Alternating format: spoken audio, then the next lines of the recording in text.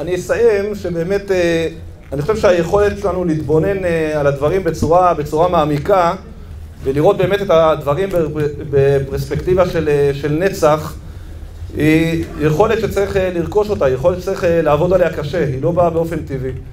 ואני מקנא בכם על הזכות, על השנים שאתם יושבים, וברוך השם פה בישיבה יושבים הרבה שנים. אני לא רק מקנא בכם, אני גם אומר לכם, איש צבא אומר לכם את זה, בסדר?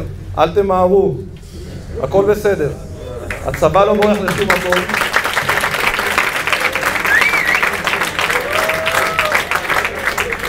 ואני באמת חושב שעם ישראל זקוק באמת לאנשים האלה, שגם כשהם יוצאים החוצה, כל אחד למקומו, כל אחד לשליחותו, וזה לא משנה אם זה צבא או מקום אחר, הוא יוצא עם המטען הזה שאתם מקבלים פה במקום המאוד מיוחד הזה, עם ישראל מרוויח בזה הרבה יותר, ולכן חזקו ואמצו ובסבלנות.